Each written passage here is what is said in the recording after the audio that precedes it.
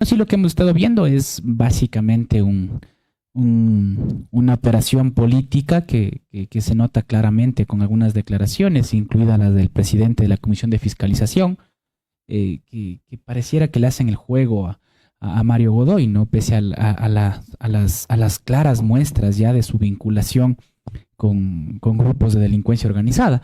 Me parece que es un poco ya vergonzoso lo que sucedió con declarar reservada la sesión, algunas cositas, detalles que se van viendo, declaraciones que yo creo que le hace daño a la bancada oficialista, siendo muy objetivo. Le hace Es daño. que, mire, es tan evidente tantas cosas de cómo se ha manejado, se está manejando la justicia y el oficialismo como que quiere de alguna forma opacar esa situación y buscar, no sé, proteger, y eso lo están denunciando ya a la bancada oficialista. Y es evidente, ¿no? Yo creo que ha habido una postura muy llamativa de algunos asambleístas en defensa de Godoy, que yo creo que a la institucionalidad del país no le hace bien, ¿no? Y vuelve a ser un reflejo de lo que pasa con las instituciones, con la clase política, donde prevalece el interés del puesto y de la operación política y no prevalece el interés institucional, el interés colectivo. Y si por último, ¿no? Hay las circunstancias a Godoy no le ayudaron o más bien le ayudaron a estar intrometido en una red media complicada, pues tendrá que hacerlo, defenderse fuera de la institución. ¿Qué es lo sano? ¿Qué es lo correcto? ¿No? Y sobre todo para una fibra tan sensible de un país como es la justicia. No puede estar en manos de quien genere dudas. Es así de claro el tema, ¿no? Yo no lo estoy acusando formalmente. Ahí están las pruebas, ahí están las circunstancias, la coyuntura que no le beneficia para nada. Sin embargo, ese afán de permanecer en el poder, ese afán de permanecer en el puesto, pues nuevamente desnuda la débil institucionalidad del país y desnuda también las intenciones de un grupo de asambleístas que están en el oficialismo, que lo que pretenden es la impunidad, que lo que pretenden es mantener los acuerdos y la agenda política con Godoy, ¿no? Está claramente marcado, aunque lo quieran ocultar, e incluso, aunque ha habido situaciones legales en contra de quienes han denunciado esto, persecuciones, pues hay que ser claro, ¿no? Desde el análisis objetivo, son hechos concretos que están ahí sobre la mesa. Y es preocupante, ingeniero, sobre la forma como el oficialismo viene bloqueando el tema fiscalización, que es una de las responsabilidades que tiene la Asamblea. La fiscalización y la actuación de instituciones como la Fiscalía vemos que es muy selectiva. Lo comentábamos en este espacio, Miguel, hace unos 15 días, me parece, que hablábamos de los allanamientos con temas selectivos, ¿no? Hay casos escandalosos que no reciben la atención del caso y hay otros que se quieren convertir en narrativas y en agenda mediática. Y cuando tenemos una justicia selectiva, pues no hablamos de justicia, sino hablamos de intereses particulares, de agendas particulares, y es lo que estamos viendo. Entonces, lo que sucede en la Asamblea es complejo porque nos dijeron, nuevamente nos mintieron. Nos implantaron la narrativa de una Asamblea distinta y estamos viendo una Asamblea que en estándares, en calidad de debate, en acciones, en fiscalización, en legislación, es mucho peor que los anteriores. Es grave lo que realmente pasa en este país, pero ¿qué podemos, ingeniero, esperar a la final de todo este proceso con el juicio político? ¿Usted cree que el señor Godoy finalmente podrá ser censurado en la Asamblea Nacional? Ya ha habido, ¿no?, el manifiesto de algunas bancadas y grupo de legisladores que han afirmado van a votar a favor de la censura y destitución de Mario Godoy. Evidentemente la pelota está en la cancha del oficialismo, ¿no?, que tiene mayoría. Habrá que ver cómo sucede eso. Ojo, que esto de Godoy igual ha sacado algunos daños colaterales, digo yo, en lo político, ¿no? Y con vinculaciones con designaciones de directores provinciales muy cuestionadas. La de Pichincha, con el director Gaibor, que estuvo presionándole a un juez serrano en un juicio en contra de un narcotraficante confeso, ¿no? ¿Qué más prueba que eso, no? Y vinculaciones que incluso están aquí en la provincia, en Chimborazo, con la asambleísta Mancheno, que también se ha visto vinculada a este escándalo. No he escuchado yo mayores aclaraciones del tema. pero bueno, están ahí y son situaciones que, repito, más allá de la coyuntura que se pueda generar, no generan confianza en la justicia. En un país que está sumido en la violencia, en la desconfianza, en la inseguridad, la justicia debería ser un brazo de apoyo, articulador y fundamental para comenzar a hablar de tranquilidad, de justicia, de seguridad. Pero si tenemos el brazo de la justicia con dudas, no ayuda, ¿no? Entonces, la bancada de ADN debe dar un paso al frente y ponerse del lado o del país o de Godoy. Ya Godoy sabrá demostrar después si sus vínculos fueron únicamente coyunturales, fueron narrativas, pero fuera de la institución. La institución merece respeto y yo creo que los órganos de justicia deben dar una clara muestra de confianza, ¿no? Yo no digo que Godoy sea culpable, habrá que esperar que se demuestre lo contrario. Él tendrá sus instancias y el tiempo para demostrarlo, pero no puede seguir al frente de la institución. Ingeniero, confianza, por una parte, que debe generar las de instituciones, y por otra parte también la Asamblea, que debe dejar de lado sus intereses particulares o de defender al gobierno o al sistema que se vive ahora y ponerse del lado del país. Yo creo que ya es hora que la Asamblea piense en función del país y, como usted decía, definitivamente dejen que el señor Godoy se defienda y no lo defiendan los asambleístas y no defiendan a un integrante, no sé si es parte misma del gobierno actual. Y hay un problema estructural en este sentido, Miguel y queridos amigos que nos acompañan, que es la conceptualización, el contexto de la función de un asambleísta. Yo creo que hay un tema muy erróneo en la bancada de ADN. Es que ellos se han convertido en voceros del gobierno, en voceros del Ejecutivo. Y para ser voceros del Ejecutivo está bien que sea un ministro, está bien que sea un asesor, está bien que sea alguien, su secretario, un secretario. Finalmente son parte del Ejecutivo. Voceros y defensores extremos. Pero en la función legislativa, la primera función del país, no te conviertes en vocero del Ejecutivo. Tu labor, tu función, tus competencias son completamente distintas. Puede haber un apego ideológico, político, por supuesto que sí, es normal, esto es política. El arte y la ciencia de la política. Tiene que haber un apego, tiene que haber una afinidad política para defender un proyecto. Proyecto que no lo hay tampoco, ¿no? No hay un proyecto político, lo que hay es intereses personales. Pero más allá de eso, más allá de la afinidad, de esa empatía que puede haber en una ideología, en un proyecto político, pues tu función es otra. Tu función no es ser vocero del Ejecutivo. La función es legislar, es fiscalizar al Ejecutivo, precisamente. Y eso no lo están cumpliendo. Mire que las acciones del oficialismo nos hacen entender definitivamente de que en vez de coadyuvar a que este primer poder del Estado, el poder legislativo, es el que le da contrapeso al poder ejecutivo. Por supuesto que sí. Eso no se está cumpliendo. Es que no les gusta la democracia. O sea, ¿de qué democracia estamos hablando, ingeniero? Es que no les gusta, Miguel, la democracia. Es que la democracia está bien cuando ganan. Es que la democracia funciona cuando tienes plenos poderes. Pero cuando hay debate, cuando hay oposición, ya no te gusta la democracia. Y lo que buscas es aplacar a las otras voces. Y hay varias muestras de esto y varios ejemplos en este gobierno, ¿no? Que precisamente democrático no ha sido, ¿no? Por más que hayamos acudido a elecciones 3 veces en 2 años, democrático no ha sido.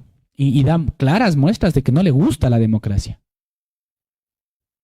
Es lo mismo que nos quejábamos hace 12, 15 años con el correísmo, sucede exactamente lo mismo. Igual o peor. Igual o peor. Mire que alguien que es crítico, que cuestiona algunas situaciones, ya es opositor.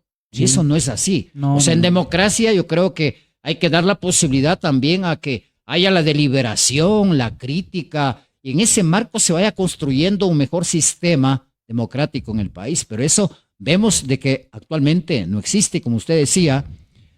Eso pasó en el correísmo y vuelve a pasar ahora. Es que se ha logrado enmarcar, y lo digo abiertamente, se ha logrado enmarcar o se ha logrado encasillar que una vez que alguien opina en contra o una crítica constructiva o no está de acuerdo con todo lo que hace el gobierno, automáticamente se le encasilla como correísta, ¿no? Y yo digo, y sí hay una tercera vía, ¿no? Debe haber, y sí la hay, una vía en la cual se cuestione cosas del correísmo.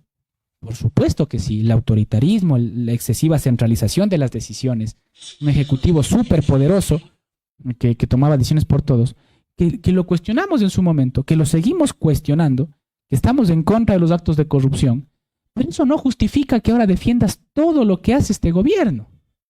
Que también habrá cosas que defender y que aplaudir, iniciativas que son loables y que me parecen positivas, pero también hay muchas cosas que están mal. La intromisión en la justicia, la clara vinculación a actos de corrupción, que no se pueden normalizar con el pretexto de antes sucedía lo mismo. Me parece tan bajo el nivel de debate cuando justificamos un acto de corrupción, o al menos la iniciativa de la duda en esto de que antes también pasaba. No está bien, no somos una sociedad, caso contrario, si seguimos pensando así. Al contrario, pues debe generarse un debate, ¿no? Una condición democrática, cultural, un tejido social que tenga cosas claramente marcadas, que son los principios de participación, los principios de equidad, y sobre eso se discute, ese debate, por supuesto, bajo la diferencia ideológica y política, que eso es natural, ¿no? Que eso es absolutamente natural. ¿Qué daño nos hace eso del correísmo y anticorreísmo a este país? O sea, tremendo daño que nos hace como país. Y usted lo decía una cosa, ingeniero, lo decía muy, muy acertadamente. Acá hay una tercera vía. Habemos gente que somos críticos. Por supuesto que sí. Pero no por ser críticos somos opositores al novoísmo o al gobierno actual y ya nos ubican en el correísmo. No, señor. No somos correísmos, del correísmo no somos del novoísmo, somos críticos y pensamos en una tercera alternativa. Entonces, yo creo que este tema, este problema de el correísmo y anticorreísmo debería terminarse en este país, ingeniero. Definitivamente es algo que ha causado un daño estructural a nuestro sistema democrático. El hecho de generar el anti extremo que justifica absolutamente todo o que relaciona absolutamente todo con todo lo que pasa, nos hace perder el rumbo y el enfoque de las cosas realmente importantes. O sea, yo he escuchado, Miguel, lo digo abiertamente, a periodistas, bueno, entre comillas periodistas, comunicadores, opinólogos de redes, porque las redes sociales lo que más ha generado son opinólogos, ¿no? Los famosos influencers. Que no han tomado jamás un libro ni han pasado por nada Imagínese de clases. Usted. Y son los que quieren guiar y orientar la opinión pública. Pero opinan, ¿no? Y la otra, otra. Juzgan. Así es. Y la otra, mire, usted decía, periodistas. Es que estos periodistas disfrazados o ya son activistas políticos. O sea, disfrazados de periodistas, pero son activistas políticos que están ahí haciéndole el juego y echándole flores al poder, tenga o no tenga la razón, sin importarles como tal el país. Pero habemos gente que sí pensamos. Habemos, y por supuesto que los hay, ¿no? Y no podemos generalizar. Por eso yo decía algunos, entre comillas, que han logrado instaurar una lógica de polarización. Una polarización que solamente le ha servido a ciertos grupos de ADN y al mismo correísmo, ¿no? Y cuando a mí me han preguntado, me han dicho, ¿y es que qué hacer para eliminar el correísmo?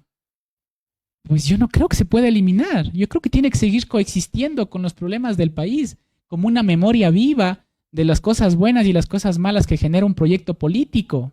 Tiene que estar ahí. Tiene que ser un ejemplo de las cosas buenas y las cosas malas. Pero tampoco podemos hacer del anticorreísmo una forma de gobernar, una forma de elegir. Es demasiado básico, demasiado elemental, ¿no? Sin embargo, eso ha dominado. Y ojo, Miguel, y esto lo digo con total respeto, sobre todo en Riobamba. Sobre todo en Riobamba, donde se ha ejercido una lógica de que si hablas de equidad, si hablas de justicia intergeneracional, si hablas de justicia social, eres correísta. Corrupto. A mí me han encasillado muchas veces en ese discurso. Si le criticas al gobierno, dicen ya eres correísta. O sea, y no es así las cosas. Cuando Correa gobernaba, yo estaba en el colegio, yo estaba en la universidad. Yo jamás fui funcionario público en la época de Correa. Yo fui muy crítico desde mi época de joven universitario de Correa. Muy crítico, y ahí están las redes sociales. Y también apoyado ciertas cosas del correísmo, que con el tiempo y con el avanzar de la vida profesional, uno dice, estas cosas están bien hechas. Asimismo como lo he hecho con ciertas medidas de este gobierno y de los anteriores, que me parecen positivas. Pero claro, cuando comienzas a generar, no, esto sí, no creo que esté bien, no, pues ya te encasillan, ¿no? Y automáticamente buscan polarizar una situación de debate, de diálogo político, estructural. Y eso es lo que nos ha llevado a esta calidad del debate que tenemos, ¿no? Asambleístas levantamanos de lado y lado, porque no es que se salva un grupo, de lado y lado, levantamanos, asambleístas Camisetazos. que buscan situaciones coyunturales para acomodarse, para acomodar a sus familiares, a sus amigos. Que traicionan principios de partidos que nunca han sido de derecha, pero que siempre han estado jugando con los gobiernos. Porque por ahí en algún libro decía el poder es como el violín, se coge con la izquierda y se toma con la derecha, se toca con la derecha. Eso dice un libro, ¿no? Y es muy real, ¿no? Pareciera que en campaña, yo recuerdo la última campaña en la cual yo también participé, yo leí algunos planes y decían proyectos agroecológicos, proyectos de justicia social, proyectos de esto, vamos a cambiar el agro de la provincia. ¿Dónde está? Ya estamos acabando el periodo. ¿Dónde están? O sea, ingeniero, la situación de la decadencia de la política ecuatoriana es bastante fuerte y que a la final redunda también en lo que ahora mismo significan quienes están gobernando el país y las instituciones, porque no solamente hablamos del gobierno nacional central, hablamos también de instituciones donde la situación es parecida. A lo que pasa a nivel nacional también se parece en lo local, en las instituciones donde más también pequeñas, hacen elecciones. Más pequeñas, sí, ¿no? Y nosotros acabamos de pasar acá en Chimborazo un proceso eleccionario en 2 universidades, las más importantes del país y las más importantes de la provincia y de la ciudad. 2 elecciones que nuevamente han puesto sobre la mesa prácticas de ataques, prácticas de troles, prácticas de idas y venidas de ataques en redes sociales bajo el anonimato, bajo en algún texto decía, ¿no? Esa gran impunidad que te da el anonimato. Esa gran impunidad que te da el anonimato de ataques de redes, muy pocas confrontaciones frontales, muy pocas confrontaciones de ideas. Y lamentablemente en este tiempo eso es lo que tenemos. Entonces... ya no hay un debate frente a frente, presencialmente, sino ahora se utiliza las redes sociales para insultar, para alabar o para echar flores o en fin. O sea, el mal uso de las redes sociales es otro gran problema que nos está afectando a esta sociedad, ingeniero. Sí. El mal uso de las redes sociales realmente le está afectando, yo creo, tremendamente a este país. En 2 elecciones que hemos pasado en universidades públicas de nuestra ciudad, tanto la Escuela Superior Politécnica de Chimborazo y la UNACH, vuelven a hacer esa muestra, ¿no? De cómo donde el debate debería ser académico, donde el debate debería ser de institución académica, y yo soy docente universitario, volvemos a ver esas prácticas en las cuales uno termina, como actor externo, termina de decepcionarse, ¿no? Porque dice, si en las universidades utilizan estas prácticas, esta situación de redes, de troles, de situaciones de ataques. Nada éticas, inclusive. Nada éticas, fuera de lo que debería ser la academia. Uno dice desde afuera analizando si en las universidades de manera general, y no solo aquí, no solo aquí, se utilizan estas prácticas. ¿Qué esperamos? ¿Qué esperamos de una elección porque general? Desde la academia, si sale estas malas prácticas, ¿qué esperamos afuera entonces con los nuevos profesionales? ¿Qué esperamos de una elección general, de una elección popular? ¿Qué esperamos? ¿Qué calidad del debate? Si la situación de campaña se enfoca mucho en los ataques y en la defensa, ¿no? En ataques personales, es gravísimo, ¿no? Y deberíamos discutir, yo lo digo porque la gente tiene miedo a debatir y a discutir. No está mal pensar distinto. Al contrario, si alguien piensa distinto, lo siento en la mesa.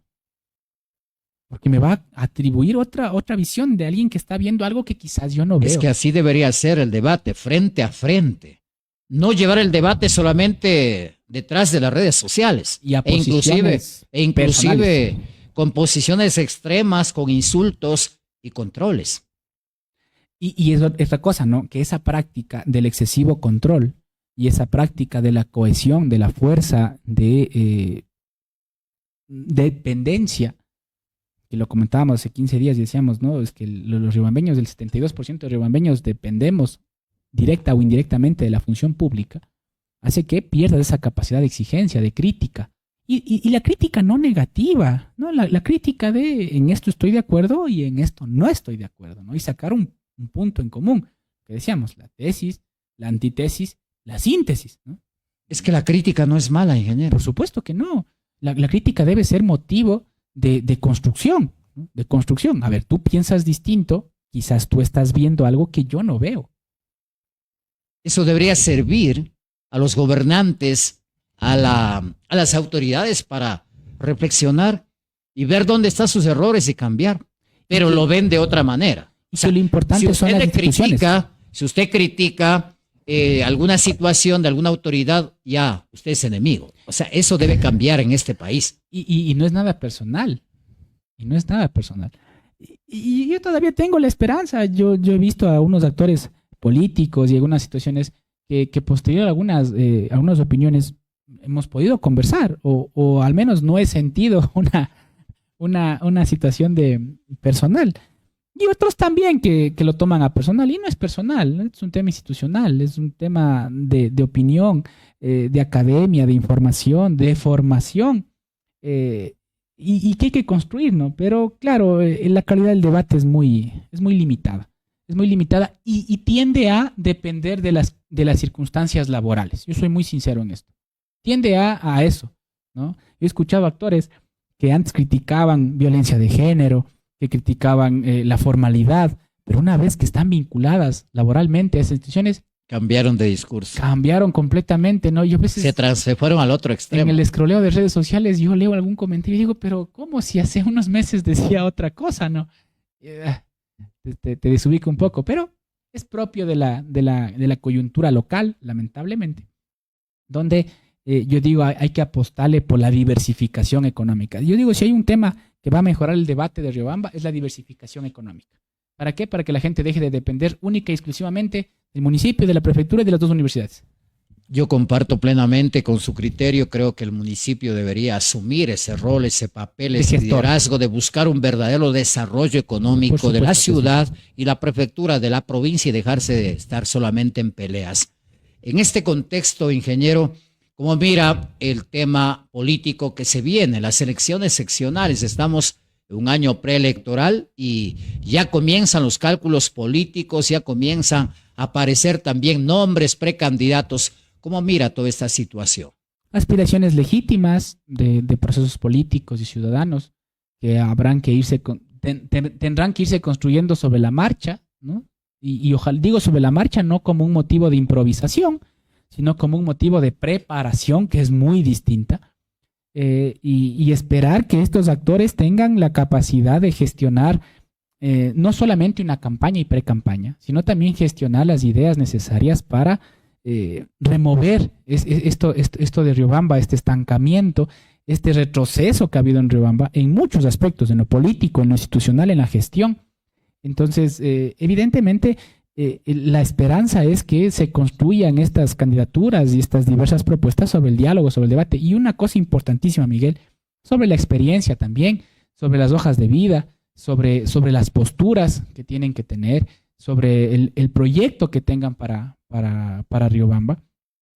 Y ojalá, ¿no? Y ojalá, Miguel, así como en este medio, o haya otros medios donde se debata profundamente las posturas de los candidatos, donde se toquen temas sensibles, donde se debata, donde se cuestione las ideas para saber de qué están hechos los candidatos. Yo creo que debería partir desde la responsabilidad social de los partidos políticos, sí, de los candidatos, pero también yo lanzaba una propuesta en días anteriores y decía que ante la imposibilidad del Consejo Electoral de poder revisar, no solo recibir los planes de trabajo de los candidatos, sino de revisar que se enmarque en algo real, por supuesto, en algo realizable.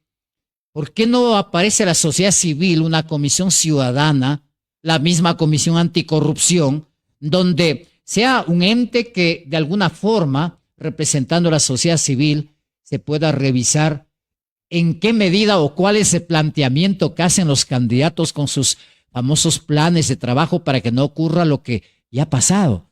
Candidatos que han presentado planes de trabajo de una hoja o que han propuesto cosas realmente irrealizables y que a la final terminan perjudicando, ganando las elecciones, mintiendo, pero perjudicando a la final a un pueblo. El mentiroso que tenemos como alcalde. Yo lo digo abiertamente porque no tengo ningún compromiso y lo he dicho, le he dicho personalmente. No me parece una falta de respeto, porque ha mentido. Porque ha mentido en eso y en otras cosas. Pero bueno, otras cosas son de coyuntura política. En lo que es plan de trabajo, el señor ofreció un banco. El alcalde actual de Riobamba ofreció un banco. Un banco municipal.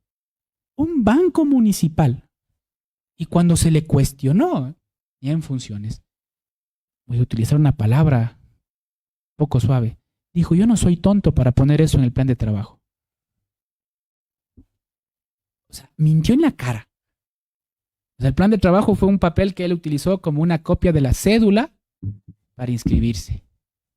O sea, cumpliendo un requisito simplemente. Ese plan de trabajo habla, por ejemplo, de una justicia municipal que se hostilla a los ladrones en las plazas y todo. Ese tipo de cosas está en ese plan de trabajo.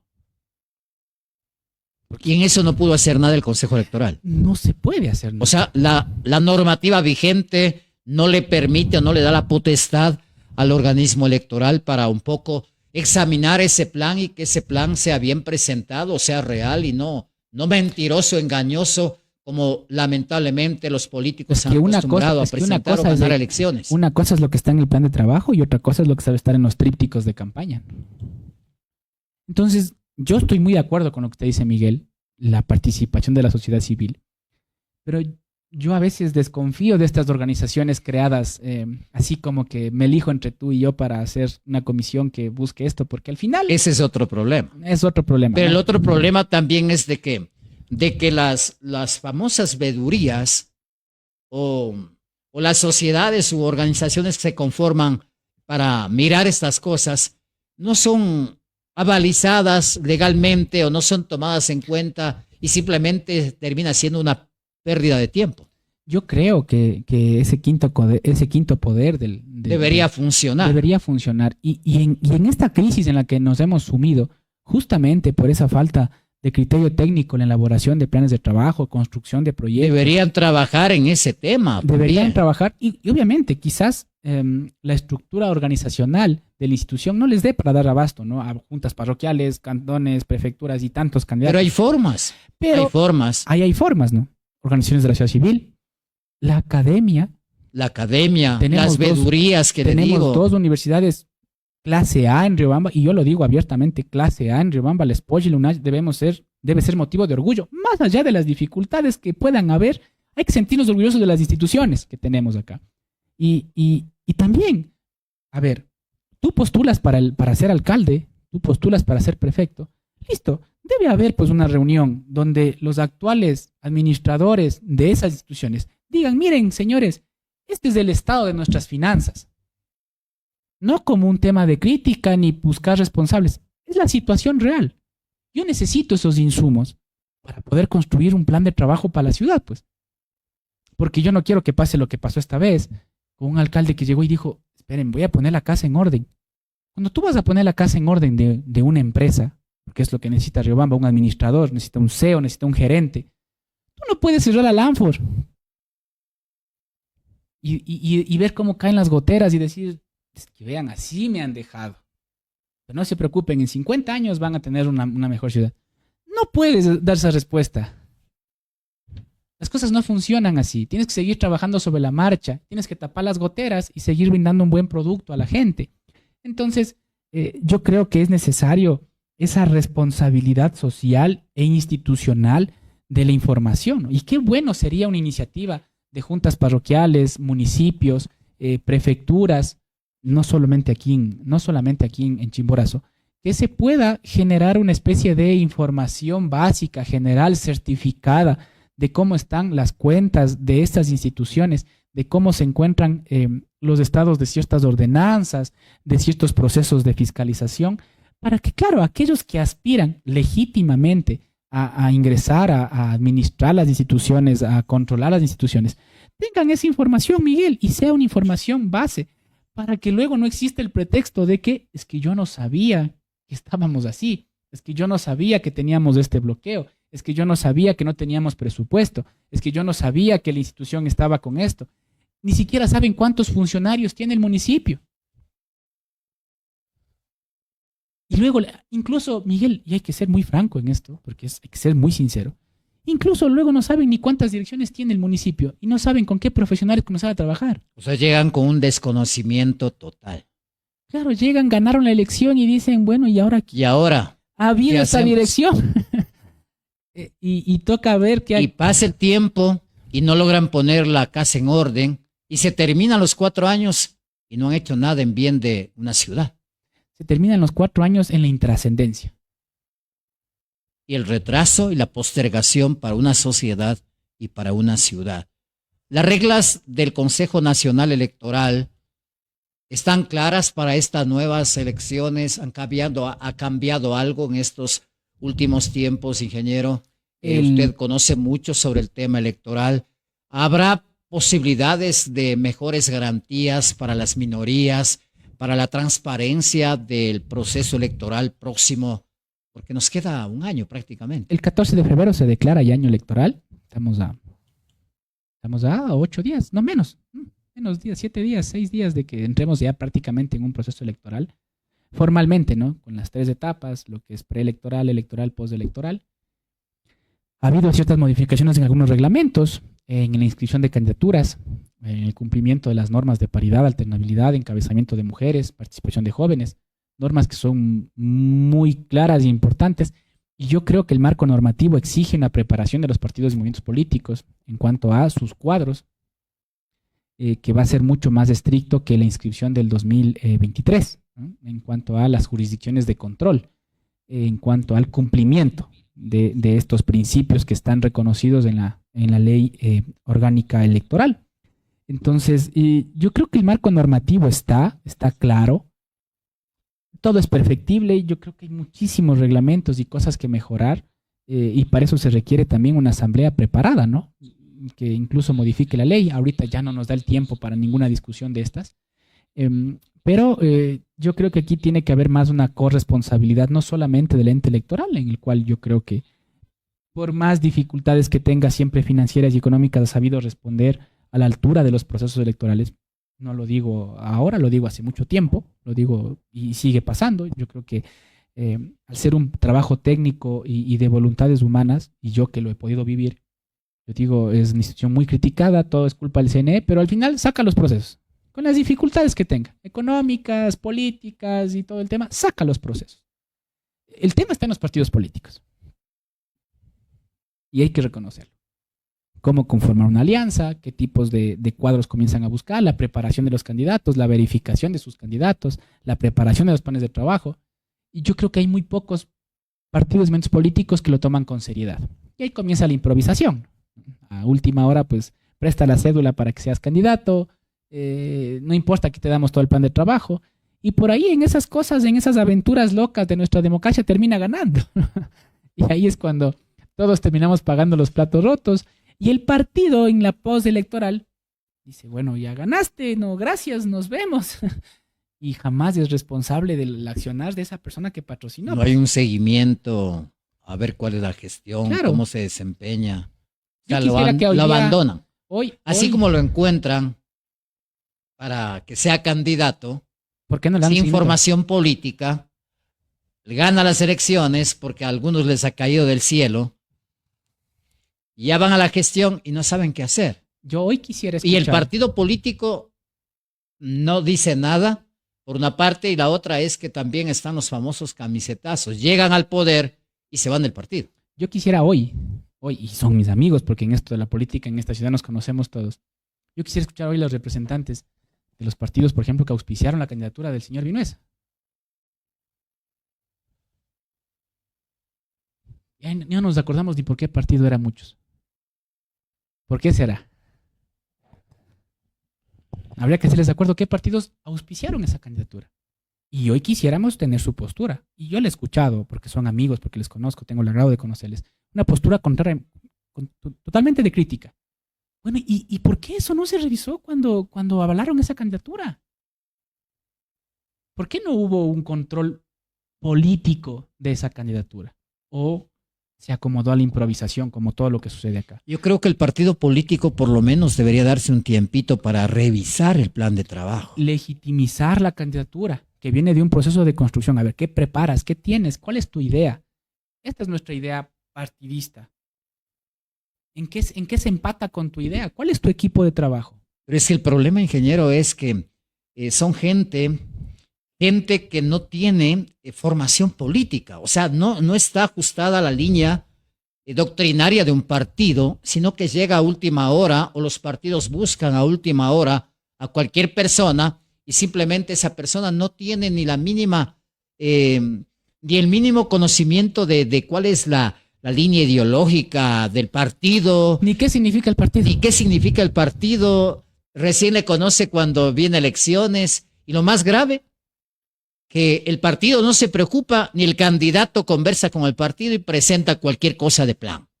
Ejemplos tenemos, ahí está la alcaldía, los 11 concejales. Yo he visto disputas de concejales que llegaron por el mismo partido. Porque una vez que entraron, cada quien tomó una postura. Y el partido no ha habido un pronunciamiento en el cual se diga, a ver, señores, yo como partido político establecí que ustedes sean mis candidatos bajo estos principios, bajo este proyecto y este plan de trabajo. Vamos a controlar que hemos cumplido ese plan de trabajo. Ningún partido político ha asumido esa responsabilidad. Ninguno lo ha hecho. Y los que han deberían asumir la responsabilidad. Y de los que yo he visto que lo han hecho, claro, han comenzado a sentir más bien varios conflictos. No todo es tan mal, algunos sí lo hacen, ¿no? Pero ya comienzan los distanciamientos, piensan que es una persecución personal o piensan que se va a establecer una especie de chantaje. Pero claro, ahí está. Tenemos otro claro ejemplo en la prefectura. ¿Qué pasa en la prefectura? Mire, lo que pasa en la prefectura es la abogada Mónica, horroroso. A quien la conozco, he tratado, he conversado, hemos debatido, discutido, acordado consensos y disensos en el marco del respeto, porque es una dama. Y le he dicho yo, ¿cómo es que ella promovió, ella articuló esa candidatura? Y hoy resulta ella perseguida del funcionario, del prefecto. Entonces, ¿qué pasó? Ahora tremenda confrontación política interna que lleva a que la provincia prácticamente pierda los platos rotos, porque el accionar, la gestión del Consejo Provincial, del prefecto titular, la prefecta subrogante del Consejo Provincial prácticamente ha sido nula. Y los platos rotos pagamos todos. Pagamos todos. Y no es un tema personal. He conversado con Hermel, he conversado con Mónica por temas amigos en común, circunstancias. No es un tema personal, porque lo aclaro. Pero yo digo, ¿cómo puedes hacer lista con alguien con quien no empatas en nada, ni siquiera en principios mínimos, pues? Y luego terminas en esto, ¿no? Entonces, y el ejemplo estuvo también con el presidente y vicepresidente. Eso ya lo hemos hablado, ¿no?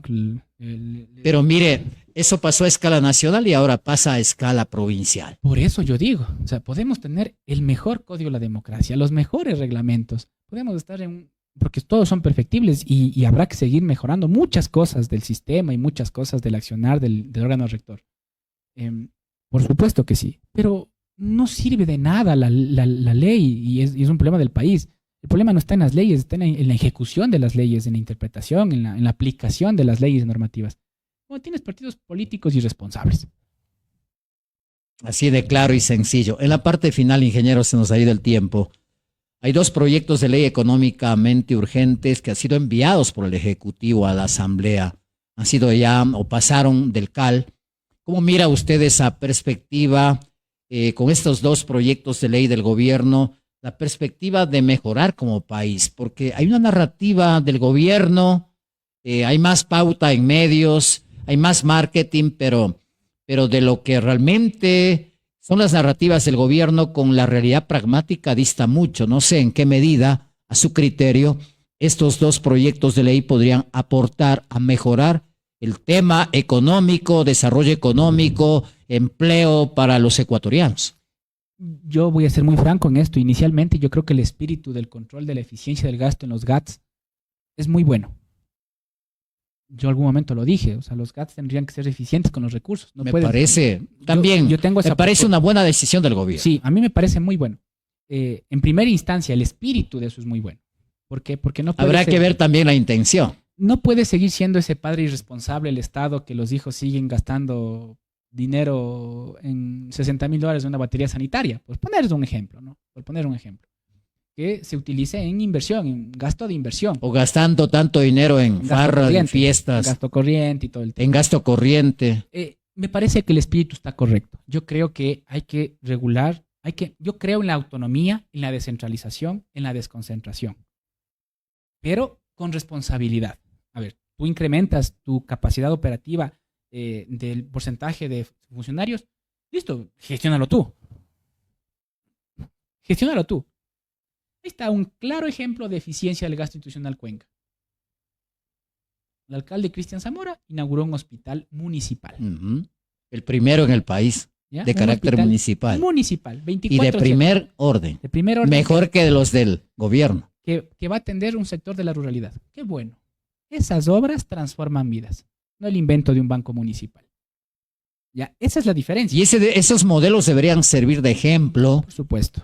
y ser tomados por otros municipios, por otros alcaldes, otras autoridades. Bajo ese criterio, yo creo que es una acción positiva.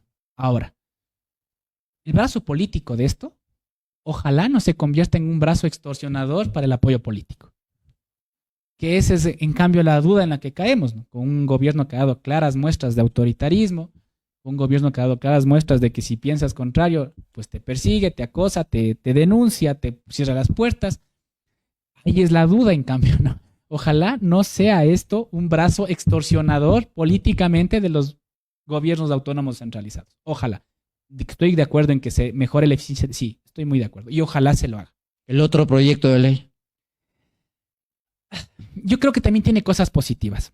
Hay algunas situaciones en cuanto me preocupa a mí mucho lo que se llama la financiarización de la economía, que quiere decir que nos fijemos mucho en macroindicadores, en microindicadores y no en las cosas que están pasando puntualmente. En territorio, en cosas pequeñas, en los agentes económicos más pequeños. Yo le escuchaba a un analista justo sobre ese tema y decía, no podemos seguir viviendo del riesgo país. Esa es la financiarización. O sea, de la economía. pero el gobierno vive de eso. Y nos crea esa fantasía de que con eso realmente estamos mejor. llegando a la gloria, al cielo. Y la situación es diferente. La extrema financiarización de la economía es eso, ¿no? Es basar todas las decisiones y la evaluación de la economía en estos macroindicadores. Yo no digo que esté mal que hayamos bajado el No, riesgo no país. está mal, pero no supuesto. podemos Pero- sustentar nuestra Tienes un riesgo país bajo, pero gestión solo en eso. a la siguiente hoja del periódico ves que la gente está madrugando a las 3 de la mañana para coger un turno porque no hay turnos en el sistema de salud público. Ves la cantidad de desempleo en el país.